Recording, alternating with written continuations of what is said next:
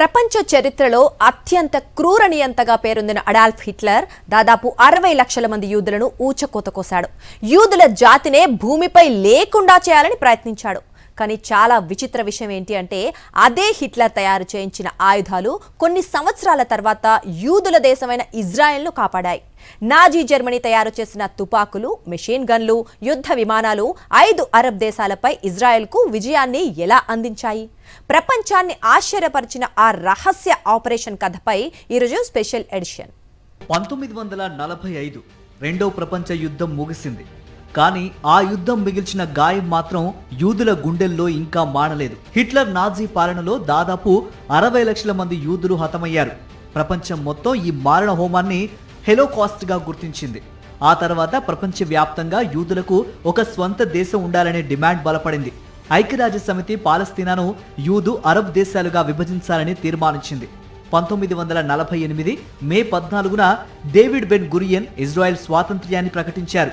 కానీ అదే క్షణం నుంచి మధ్య ఆసియాలో యుద్ధ మేఘాలు కమ్ముకున్నాయి. ఇజ్రాయెల్ పుట్టిన మరుసటి రోజే ఈజిప్ట్, ట్రాన్స్ జోర్డాన్, సిరియా, లెబనాన్, ఇరాక్ దేశాలు సంయుక్తంగా యుద్ధానికి దిగాయి. కొత్త దేశాన్ని పుట్టుకతోనే అంతమొందించాలని లక్ష్యంగా పెట్టుకున్నాయి. ఇజ్రాయెల్ పరిస్థితి అత్యంత దయనీయంగా ఉంది. సైన్యం లేదు, భారీ ఫిరంగులు లేవు, యుద్ధ విమానాలు లేవు, సైనికుల్లో 3/4 మందికి తుపాకులు కూడా లేవు. ఉన్న ఆయుధాలు కూడా వేరువేరు దేశాలవి. బుల్లెట్లు కూడా ఒక్కో తుపాకీకి ఒక్కో రకం. అలాంటి సమయంలో యుద్ధం తప్పనిసరైంది. పరిస్థితి ఎంత ప్రమాదకరంగా ఉందో గ్రహించిన ఇజ్రాయెల్ వ్యవస్థాపకుడు డేవిడ్ బెన్ గురియన్ యూరోప్లోని యూదు ప్రతినిధులకు అత్యవసర సందేశం పంపించారు. ఎలా అయినా సరే, ఎక్కడ దొరికినా సరే, ఎంత ఎక్కువ ఆయుధాలు దొరికితే అంతా కొనండి, వెంటనే ఇజ్రాయెల్కు పంపండి. అది ఒక ఆదేశం కాదు, దేశ మనుగడ కోసం చేసిన చివరి ప్రయత్నం. కానీ అమెరికా, బ్రిటన్, ఐక్యరాజ్య సమితి మధ్యప్రాచ్యంపై ఆయుధాల ఎంబార్గో విధించడంతో ఎవ్వరూ ఆయుధాలు అమ్మేందుకు ముందుకు రాలేదు. ఆ సమయంలో ఒక దేశం మాత్రం ఇజ్రాయెల్కు అండగా నిలిచింది. అదే చెకోస్లోవేకియా. రెండో ప్రపంచ యుద్ధానికి ముందు నుంచే అక్కడ అత్యాధునిక ఆయుధ పరిశ్రమ ఉండేది. నాజీలు ఆ దేశాన్ని ఆక్రమించిన తర్వాత అక్కడి కర్మాగారాల్లో వేలాది మౌజర్ రైఫిళ్లు, MG-34 మిషన్ గన్లు, ట్యాంకులు, యుద్ధ విమానాలు తయారు చేశారు. యుద్ధం ముగిసేసరికి అవన్నీ భారీగా గోడౌన్లలో మిగిలిపోయాయి. ఆ ఆయుధాలే ఇప్పుడు ఇజ్రాయెల్కు ప్రాణాధారంగా మారబోతున్నాయి. చెకోస్లోవేకియా ప్రభుత్వం ఇజ్రాయెల్తో అత్యంత రహస్యంగా ఒప్పందం కుదుర్చుకుంది. దాదాపు $14.5 మిలియన్ విలువైన ఆయుధాల కొనుగోలుకు అంగీకరించింది. అయితే ఈ విషయం బయటపడితే ఐక్యరాజ్య సమితి, బ్రిటన్ అడ్డుకుంటాయని ఇరు దేశాలు భావించాయి. అందుకే నకిలీ పత్రాలు సిద్ధం చేశారు. ఆ ఆయుధాలు ఇజ్రాయెల్కి కాకుండా ఇథియోపియా రక్షణ శాఖకు వెళ్తున్నట్లు పత్రాల్లో నమోదు చేశారు. ప్రపంచ నిఘా వ్యవస్థను మభ్యపెట్టేందుకు ఇదే మొదటి అడుగు. ఒకప్పుడు యూదుల నిర్మూలన కోసం తయారైన నాజీ జర్మనీ ఆయుధాలు ఇప్పుడు అదే యూదుల దేశాన్ని రక్షించేందుకు సిద్ధమవుతున్నాయి. ప్రపంచ చరిత్రలో ఇదొక అద్భుతమైన ఘట్టం. అయితే ఆయుధాలు కొనటం ఒక్కటే సరిపోదు. వాటిని బ్రిటిష్ నిఘా కళ్ళను తప్పించి యుద్ధ భూమికి చేర్చటం అసలు సవాల్. విమానాల్లోనా, నౌకల్లోనా ప్రపంచాన్ని మోసం చేసిన ఆ రహస్య ఆపరేషన్ ఎలా జరిగింది? ఎలా ఆ ఆయుధాలు ఇజ్రాయెల్ గడ్డ మీదకి చేరాయన్నది ఒక సస్పెన్స్ థ్రిల్లర్. ఒక దేశం పుట్టింది, కానీ చేతిలో ఆయుధాలు లేవు. ఎదురుగా 5 దేశాల సైన్యాలు దాడికి సిద్ధంగా ఉన్నాయి. ప్రపంచం మొత్తం ఆయుధాలపై నిషేధం విధించింది. అలాంటి పరిస్థితిలో ఇజ్రాయెల్ ఎలా బతికింది? ప్రపంచంలోని అత్యంత రహస్య సైనిక ఆపరేషన్లలో ఒకటిగా నిలిచిన ఆపరేషన్ బాలాక్ ఎలా జరిగింది? బ్రిటిష్ నిఘా సంస్థల నుంచి ఎలా తప్పించారు? ఉల్లిపాయల కింద దాచిన తుపాకులు, రాత్రి వేళల్లో దిగిన విమానాలు, చరిత్రలోనే అత్యంత సాహసోపేతమైన ఈ స్మగ్లింగ్ ఆపరేషన్ ఓ అద్భుతం. చెకోస్లోవేకియా నుంచి ఆయుధాలు కొనుగోలు చేయటం వరకు అన్ని బాగానే జరిగాయి. కానీ వాటిని ఇజ్రాయెల్కు చేర్చటం అసలు సవాల్గా మారింది. అప్పట్లో మధ్యధరా సముద్రంపై బ్రిటిష్ నౌకాదళం గస్తీ కాస్తూ నిఘా పెట్టేది. పాలస్తీనాకు వెళ్లే ప్రతి నౌకను బ్రిటిష్ నేవీ అధికారులు తనిఖీ చేస్తున్నారు. మరోవైపు ఐక్యరాజ్య సమితి ఇజ్రాయెల్పై విధించిన ఆయుధాల ఎంబార్గో అమల్లో ఉంది. ఒక్క తుపాకీ బయటపడ్డా మొత్తం ఆపరేషన్ విఫలమయ్యే ప్రమాదం. దీంతో ఇజ్రాయెల్ వ్యూహకర్తలు 2 రహస్య మార్గాలను ఎంచుకున్నారు. ఒకటి ఆకాశ మార్గం, మరొకటి సముద్ర మార్గం. ఈ వైమానిక రహస్య మిషన్ కు ఆపరేషన్ బాలక్ అనే కోడ్ పేరు పెట్టారు. చెకోస్లోవేకియాలోని జాటెక్ విమానాశ్రయం ఈ ఆపరేషన్ కు కేంద్రంగా మారింది. అంతర్జాతీయ నిబంధనలను తప్పించుకోవడానికి ఇజ్రాయెల్ ప్రతినిధులు ఒక నకిలీ విమానయాన సంస్థ పేరును ఉపయోగించారు. అమెరికాలో యుద్ధం తర్వాత మిగిలిన భారీ రవాణా విమానాలను కొనుగోలు చేసి రాత్రి వేళల్లోనే ప్రయాణాలు ప్రారంభించారు. భారీ విమానాలైన డగ్లస్ DC-3లు, C-54 స్కై మాస్టర్లు, కర్టిస్ C-46 కమాండోలు ఒక్కొక్క దానిలోకి ఆయుధాలను నింపి చిమ్మని చీకట్లో ఆ విమానాలను పంపేవారు. విమానాలు నేరుగా పాలస్తీనాలోని అధికారిక విమానాశ్రయాల్లో దిగలేదు. బ్రిటిష్ వాళ్ళు ఖాళీ చేసిన పాత ఎయిర్ స్ట్రిప్లనే ఈ ఆపరేషన్ కు ఎంపిక చేసుకున్నారు. అక్కడ విద్యుత్ దీపాలు లేవు, రన్వే గుర్తులు లేవు. కేవలం నేలపై వెలిగించిన మంటలే పైలట్లకు దారి చూపించేవి. రాత్రి చీకట్లో విమానం దిగేది. కొద్ది నిమిషాల్లోనే తుపాకులు, మందుగుడ్డు సామాగ్రిని దించి తిరిగి అదే వేగంతో ఎగిరిపోయేది. మొత్తం ఆపరేషన్ నిమిషాల వ్యవధిలో పూర్తయ్యేది. బ్రిటిష్ నిఘాకు సమాచారం చేరేసరికి విమానం మళ్లీ ఆకాశంలో ఉండేది. భారీ మొత్తంలో ఆయుధాలను విమానాల్లో తరలించడం సాధ్యం కాదు. అందుకే సముద్ర మార్గాన్ని కూడా ఉపయోగించారు. చెకోస్లోవేకియా నుంచి రైళ్లలో ఆయుధాలను నేటి క్రొయేషియాలోని షీబెనిక్ నౌకాశ్రయానికి తీసుకువెళ్లేవారు. అక్కడ సరుకు నౌకల్లో లోడ్ చేసేవారు. అయితే బ్రిటిష్ నౌకాదళం తనిఖీల నుంచి తప్పించుకోవడానికి అత్యంత తెలివైన పద్ధతిని అనుసరించారు. తుపాకులు, మిషన్ గన్లు ఉన్న చెక్కపెట్టెలపై వేల టన్నుల ఉల్లిపాయలు, బంగాళదుంపలు, పారిశ్రామిక ఉప్పు పోసి పూర్తిగా కప్పేశారు.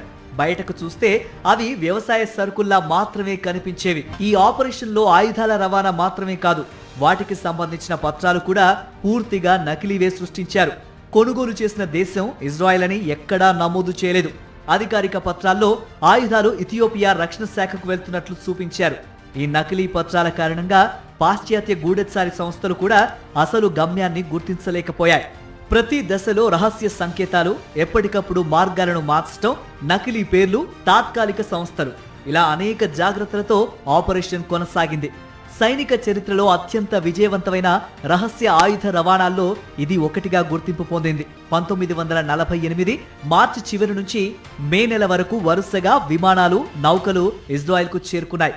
ప్రతి షిప్మెంట్ తో ఇజ్రాయెల్ సైన్యం బలపడింది. వేలాది మౌజర్ రైఫిళ్లు, MG-34, MG-42 మిషన్ గన్లు, మందుగుండు సామాగ్రి, తర్వాత యుద్ధ విమానాలు కూడా చేరాయి. ఈ ఆయుధాలే ఇజ్రాయెల్ను ఆత్మరక్షణ స్థితి నుంచి ఎదురుదాడి చేసే స్థాయికి తీసుకెళ్లాయి. చెకోస్లోవేకియా నుంచి కొనుగోలు చేసిన ఆయుధాలు యుద్ధ గతిని పూర్తిగా మార్చేశాయి. 4 యుద్ధ విమానాలు ఇజ్రాయెల్ రాజధానిని శత్రు దుర్భేద్యంగా మార్చేశాయి. అప్పటిదాకా ఆత్మరక్షణలో ఉన్న ఇజ్రాయెల్ కొత్త ఆయుధాలతో దూకుడు పెంచింది. 5 దేశాలను ఇజ్రాయెల్ మట్టి కరిపించింది. ఇజ్రాయెల్ తొలిసారిగా యుద్ధ రంగంలో మానసిక పోరాటమేంటో అనేది ప్రపంచానికి రుచి చూపించింది. 1948 ఏప్రిల్ వరకు ఇజ్రాయెల్ దళాలు పూర్తిగా రక్షణాత్మక యుద్ధమే చేశాయి. శత్రువు దాడి చేస్తే ఎదుర్కోవడం తప్ప ఎదురు దాడి చేసే శక్తి వారికి లేదు. కానీ చెకోస్లోవేకియా నుంచి భారీగా ఆయుధాలు చేరిన తర్వాత పరిస్థితి పూర్తిగా మారిపోయింది. వేలాది మౌజర్ రైఫిళ్లు, MG-34, MG-42 మిషన్ గన్లు, లక్షలాది బుల్లెట్లు ఇజ్రాయెల్ సైన్యానికి అందాయి. అప్పటి వరకు వేరువేరు రకాల తుపాకులతో యుద్ధం చేసిన దళాలు మొదటిసారిగా ఒకే రకం ఆయుధాలతో సమన్వయంగా పోరాడే స్థాయికి చేరుకున్నాయి. కొత్త ఆయుధాలతో ఇజ్రాయెల్ సైన్యం తొలిసారిగా వ్యూహాత్మక దాడికి దిగింది.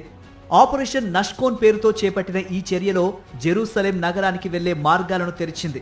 అరబ్ బలగాల ముట్టడిని బద్దలు కొట్టింది. కొత్తగా ఏర్పడిన ఇజ్రాయెల్కు ఇది కేవలం సైనిక విజయం మాత్రమే కాదు, దేశ ప్రజల్లో ఆత్మవిశ్వాసాన్ని నింపిన కీలక ఘట్టం కూడా. నాజీ జర్మనీ తయారు చేసిన తుపాకులే ఇజ్రాయెల్కు విజయ ద్వారాలు తెరిచాయి. 1948 మే 29 ఈజిప్టుకు చెందిన భారీ సైన్యం, వేలాది మంది సైనికులు ట్యాంకులతో కలిసి టెల్ అవీవ్ వైపు దూసుకొస్తోంది. ఇజ్రాయెల్ సైన్యం తీవ్ర ఒత్తిడిలో ఉంది. ఆ సమయంలో ఇజ్రాయెల్ వద్ద ఉన్న యుద్ధ విమానాలు కేవలం 4 మాత్రమే. అవి కూడా చెకోస్లోవేకియా నుంచి తెచ్చుకున్న ఎవియా S-199 విమానాలు. నాజీ జర్మనీ మెస్సర్ స్మిట్ BF-109 నమూనా ఆధారంగా రూపొందించిన ఈ విమానాలు ఆకాశంలోకి ఎగిరి ఈజిప్టు దళాలపై ఆకస్మికంగా బాంబులు వేశాయి. సైన్యానికి పెద్దగా నష్టం జరగకపోయినా మానసికంగా ఈజిప్టు సైన్యం కకావికలమైంది. ఇజ్రాయెల్ వద్ద యుద్ధ విమానాలే లేవని భావించిన ఈజిప్టు సైన్యం అకస్మాత్తుగా జరిగిన వైమానిక దాడితో దిగ్భ్రాంతికి గురైంది. పెద్ద ఎత్తున వైమానిక బలగాలు రంగంలోకి దిగాయని భావించి టెల్ అవీవ్ వైపు సాగుతున్న దండయాత్రను వెంటనే నిలిపివేసింది. సైనిక చరిత్రలో ఈ సంఘటనను మానసిక యుద్ధానికి అత్యుత్తమ ఉదాహరణగా పలువురు చరిత్రకారులు ప్రస్తావిస్తారు. ఆ రోజు తీసుకున్న నిర్ణయం ఇజ్రాయెల్ రాజధాని టెల్ అవీవ్ను తక్షణ ప్రమాదం నుంచి బయటపడేలా చేసింది. ఆ తరువాతి నెలల్లో ఇజ్రాయెల్ సైన్యం వరుస విజయాలు సాధించి ఈజిప్ట్, ట్రాన్స్జోర్డాన్, సిరియా, లెబనాన్, ఇరాక్ సంయుక్త దాడిని తిప్పికొట్టింది. 1949లో ఐక్యరాజ్య సమితి మధ్యవర్తిత్వంతో యుద్ధ విరమణ ఒప్పందాలు కుదిరే సమయానికి బ్రిటిష్ పాలనలో ఉన్న పాలస్తీనా భూభాగంలో సుమారు 78% ప్రాంతం ఇజ్రాయెల్ నియంత్రణలోకి వచ్చింది. కొత్తగా ఏర్పడిన దేశం తన తొలి యుద్ధంలోనే సత్తా చాటింది. తన మనుగడకు ఢోకా లేకుండా గట్టి పునాదులు వేసుకుంది. 1968లో ఇజ్రాయెల్ వ్యవస్థాపకుడు డేవిడ్ బెన్ గురియన్ తన యుద్ధ స్మృతుల్లో ఒక మాట రాశారు.